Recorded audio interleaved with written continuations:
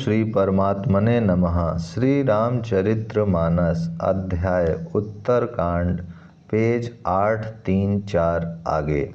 श्री रघुनाथ जी पूर्णिमा के चंद्रमा हैं तथा अवधपुर समुद्र है, जो उस पूर्ण चंद्र को देखकर हर्षित हो रहा है और शोर करता हुआ बढ़ रहा है। इधर उधर दौड़ती हुई स्त्रियां उसकी तरंगों के समान लगती हैं। यहाँ विमान पर से सूर्य कुल रूपी कमल के प्रफुल्लित करने वाले सूर्य श्री राम जी वानरों को मनोहर नगर दिखला रहे हैं। वे कहते हैं, हे सुग्रीव, हे अंगद, हे लंकापति विभीषण, सुनो, यह पुरी पवित्र है और यह देश सुंदर है। यद्यपि सबने वैकुंठ की बड़ाई की है, यह वेद पुराणों में प्रसिद्ध है और जगत जानता है, परंतु अवधपुरी के समान मुझे वह भी प्रिय नहीं है। यह बात भेद कोई कोई विरले ही जानते हैं। यह सुहावनी पुरी मेरी जन्मभूमि है। इसके उत्तर दिशा में जीवों को पवित्र करने वाली सरयू नदी बहती है, जिसमें स्नान करने से मनुष्य बिना ही परिश्रम मेरे समीप निवास सामीप्य मुक्ति पा जाते हैं। यहाँ के निवासी मुझे बहुत ही प्रिय हैं। यह पूरी सुख की राशि और मेरे परम धाम को देने वाली है। प्रभु की वाणी सुनकर सब वानर हर्षित हुए और कहने लगे कि जिस अवध की स्वयं श्री राम जी ने बड़ाई की, वह अवश्य ही धन्य है। कृपा सागर भगवान श्री रामचंद्र जी ने सब लोगों को आते देखा तो प्रभु ने विमान को नगर के समीप उतरने की प्रेरणा की। तब वह पृथ्वी पर उतरा। विमान से उतरकर प्रभु ने पुष्पक विमान से कहा कि तुम अब कुबेर के पास जाओ। श्री राम जी की प्रेरणा से वह चला। उसे अपने स्वामी के पास जाने का हर्ष है और प्रभु श्री रामचंद्र जी से अलग होने का अत्यंत दुख भी। भरत जी के साथ सब लोग आए। श्री रघुवीर के वियोग से सबके शरीर दुबले हो रहे हैं। प्रभु ने वामदेव, वशिष्ठ और आदि मुनि श्रेष्ठों को देखा तो उन्होंने धनुष बाण पृथ्वी पर रखकर छोटे भाई लक्ष्मण जी सहित दौड़कर गुरु जी के चरण कमल पकड़ लिए।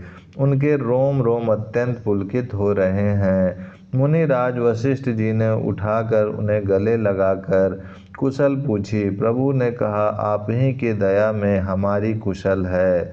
धर्म की धूरी धारण करने वाले रघुकुल के स्वामी श्री रामचंद्र जी ने सब ब्राह्मणों से मिलकर उन्हें मस्तक नवाया।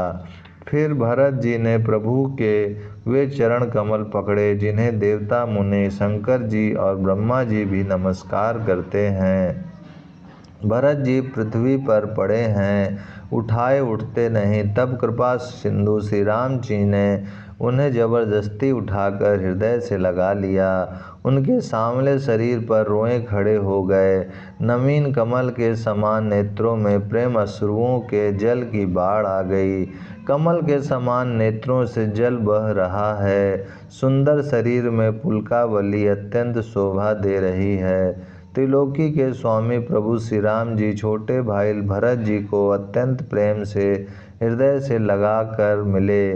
भाई से मिलते समय प्रभु जैसे शोभित हो रहे हैं, उसकी उपमा मुझसे कही नहीं जाती। मानो प्रेम और श्रृंगार शरीर धारण करके मिले और श्रेष्ठ शोभा को प्राप्त हुए।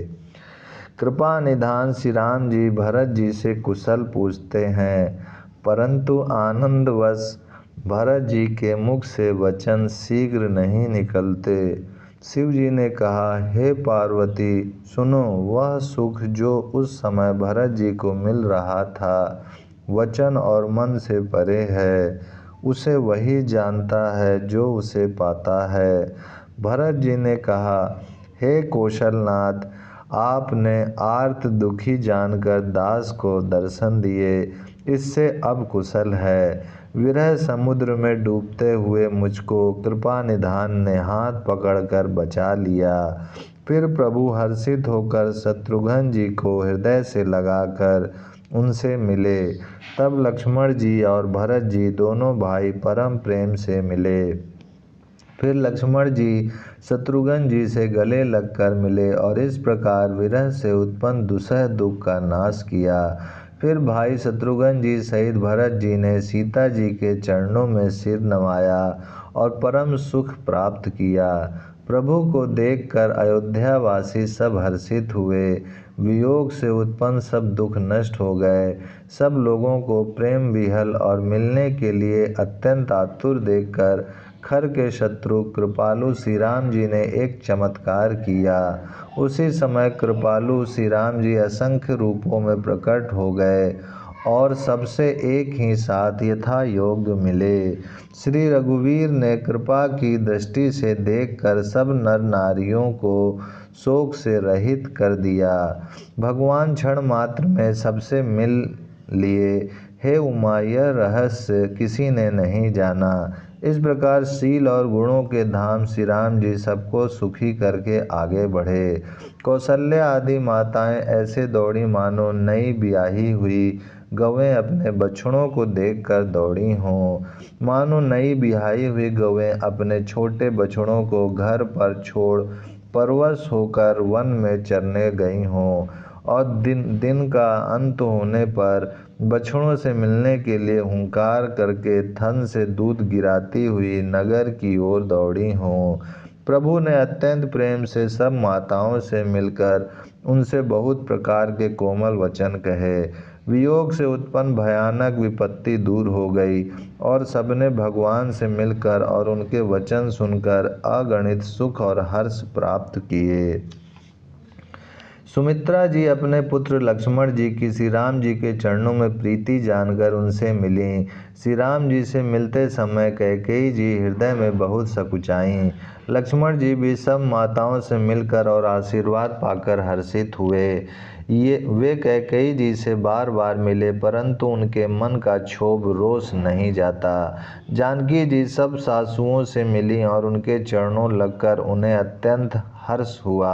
सासुएं कुशल पूछकर आशीष दे रही हैं कि तुम्हारा सुहाग अचल हो। सब माताएं श्री रघुनाथ जी का कमल सा मुखड़ा देख रही हैं। नेत्रों से प्रेम के आंसू उमड़े आते हैं परंतु मंगल का समय जानकर वे आंसुओं के जल को नेत्रों में ही रोक रखती हैं। सोने के थाल से आरती उतारती हैं और बार बार प्रभु के श्रीअंगों की ओर देखती हैं। अनेकों प्रकार से निछावरें करती हैं और हृदय में परमानंद तथा हर्ष भर रही हैं। कौशल्या जी बार बार कृपा के समुद्र और रणधीर श्री रघुवीर को देख रही हैं। वे बार बार हृदय में विचारती हैं कि इन्होंने लंकापति रावण को कैसे मारा। मेरे ये दोनों बच्चे बड़े ही सुकुमार हैं और राक्षस तो बड़े भारी योद्धा और महान बली थे। लक्ष्मण जी और सीता जी सहित प्रभु श्री रामचंद्र जी को माता देख रही हैं। उनका मन परमानंद में मग्न है और शरीर बार बार पुलकित हो रहा है। लंकापति विभीषण, वानर राज सुग्रीव, नल नील जामवन और अंगद तथा हनुमान जी आदि सभी उत्तम स्वभाव वाले वीर वानरों ने मनुष्यों के मनोहर शरीर धारण कर लिए।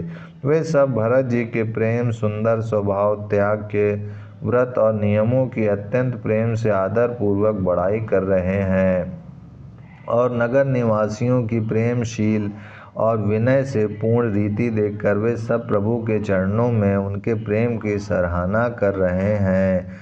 फिर श्री रघुनाथ जी ने सब सखाओं को बुलाया और सबको सिखाया कि मुनि के चरणों में लगो। ये गुरु वशिष्ठ जी हमारे कुल भर के पूज्य हैं। इन्हीं की कृपा से रण में राक्षस मारे गए हैं। फिर गुरु जी से कहा, हे मुनि सुनिए, ये सब मेरे सखा हैं। ये संग्राम रूपी समुद्र में मेरे लिए बेड़े जहाज के समान हुए। मेरे हित के लिए इन्होंने अपने जन्म तक हार दिए, अपने प्राणों तक को होम दिया। ये मुझे भरत से भी अधिक प्रिय हैं। प्रभु के वचन सुनकर सब प्रेम और आनंद में मग्न हो गए। इस प्रकार पल पल में उन्हें नए नए सुख उत्पन्न हो रहे हैं। ओम शांति शांति शांति।